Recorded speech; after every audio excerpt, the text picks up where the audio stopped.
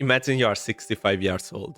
The world tells you it's time to stop, to sit on a Porsche and to wait for the end. You look at your bank account and see exactly $105. That is your entire life saving, a single social security check. You have been fired from more jobs than most people have ever held. You have lost a son, your business has just been destroyed by a new highway, and you are sitting in a beat up car with nothing but a pressure cooker and a bag of flour mixed with 11 spices.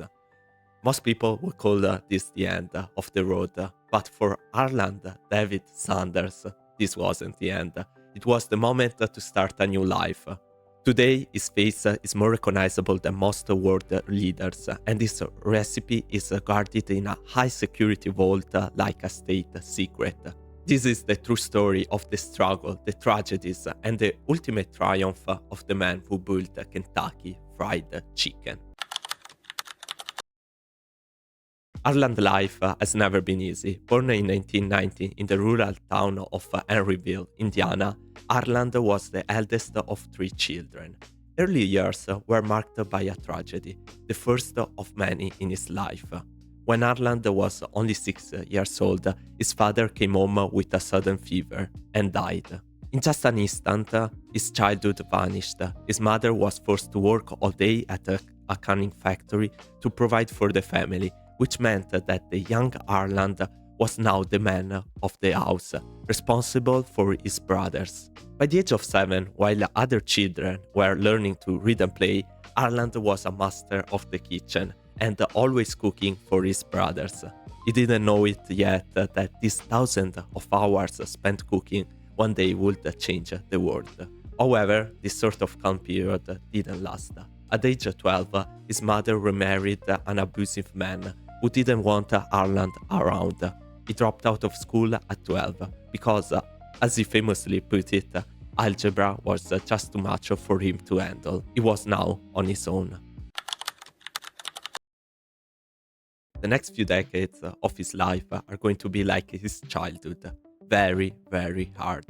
But I want to say that he didn't just have bad luck. He had also a little bit of problem with anger and fights. At 12, after dropping out, he started working odd jobs. But when he was 16, he moved out of home and lied about his age to join the US Army, where he served as a wagoner in Cuba. But just after 6 months, he was discharged. Then he found work on the railroads as a steam engine stoker. Basically, he shoveled coal into the belly of locomotives. He was good at it, but his anger issue got the better of him. He was fired after a physical fight with a colleague. He didn't give up. He studied law through a correspondence course and began practicing in Little Rock, Arkansas. He was finally finding some respect and success until he got into a literal fist fight with his own client inside the courtroom while the judge watched in horror.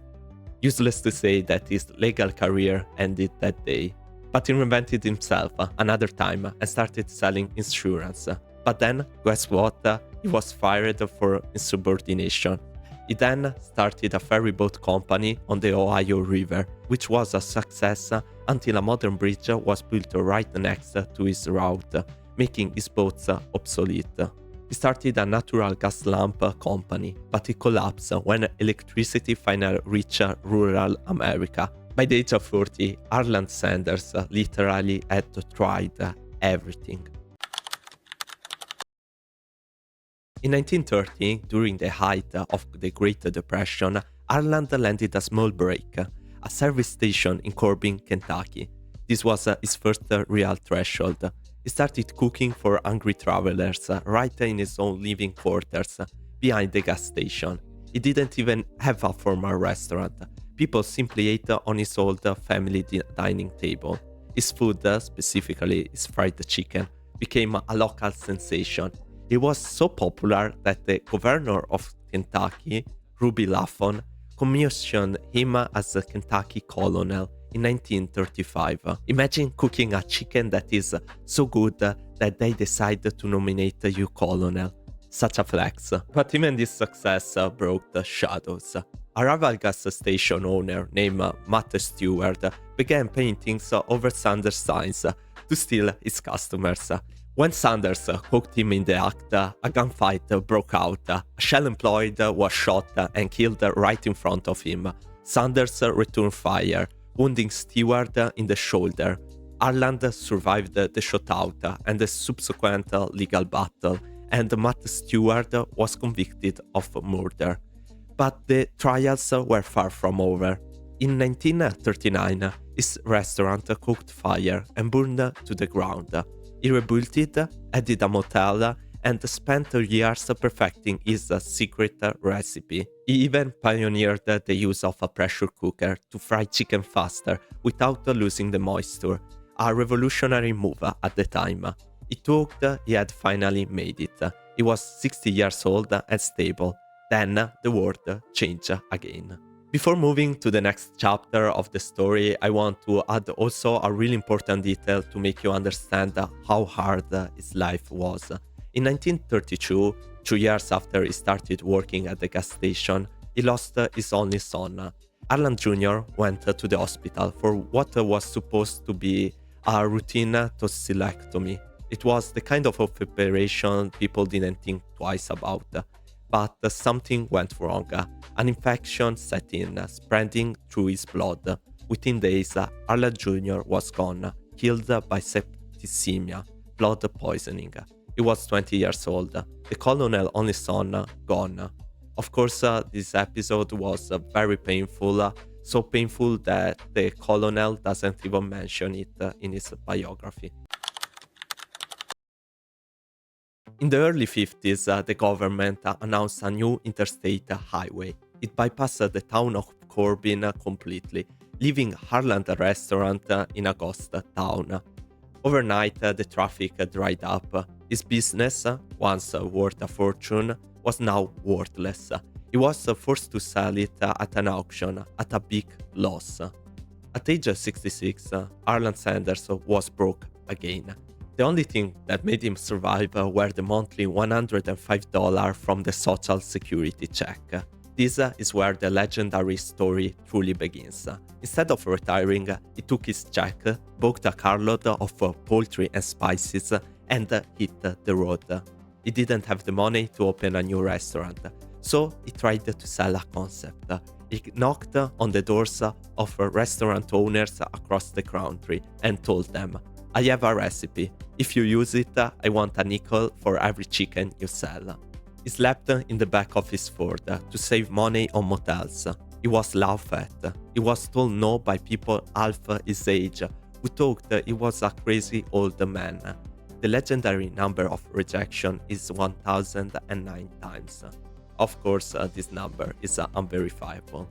But then, amongst a lot of rejection, he founded some people that saw his vision, and this was enough. The first who saw his vision was Peter Harman back in 1952, before Colonel Sanders started traveling the country. And with Peter Harman's success, the name Kentucky Fried Chicken began to spread like wildfire.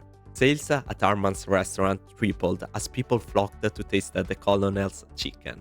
By 1960, there were 600 KFC locations across the United States and Canada. Harland was no longer a man sleeping in his car, he was the head of a multi-million-dollar empire. He fully leaned into his persona, growing his iconic white goatee and wearing the black string tie and the signature white suit. He became the Colonel, the living, breathing symbol of his own brand. In 1964, at the age of 73, he sold the company for $2 million, which would be nearly $20 million in today's money. However, the sale didn't mean retirement. He remained the brand ambassador, traveling over 200,000 miles every year to visit the KFC kitchens. He was a notorious perfectionist. If he tasted the chicken and found it wasn't up to his standard, he would yell at the cooks and even throw the food. He remained always the same, we can say. Colonel Sanders passed away in 1980 at the age of 90. He lived long enough to see his face printed on billions of buckets across the globe. Today, KFC is more than just a restaurant. It is a global cultural powerhouse. It is the second largest restaurant chain in the world, surpassed only by McDonald's. There are now over 30,000 KFC locations in more than 150 countries. In China, KFC is the most popular Western brand in history, with over 10,000 outlets and a deep integration into the local culture. In Japan, eating KFC on Christmas Day is a national tradition, followed by millions of families. Every single day, an estimate of 12 million people sit down to eat the chicken that 1009 investors said was a bad idea. The secret recipe remains one of the most famous trade secrets in the world. The original handwritten copy is locked in a high-tech vault in Louisville, Kentucky, protected by 2 feet of concrete and a 24-hour security team. Two different companies produce halves of the spice blend, so that no single entity knows the full recipe. The story of the colonel teaches us that you can succeed at any age if you want. Persistence wins over everything. Like, he had every card stacked against him. His old age, little money, little schooling, and also the number of no's that he received before succeeding. If it is actually true, that number is quite staggering.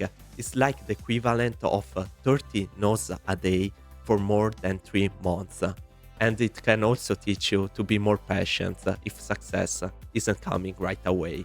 I'm not telling you to wait till you are 66 to expect a success, but wait a couple of years and see what happens. And last but not least, learn to control your anger. Thank you for watching. Subscribe for a new success story every week and leave a comment if you made it this far.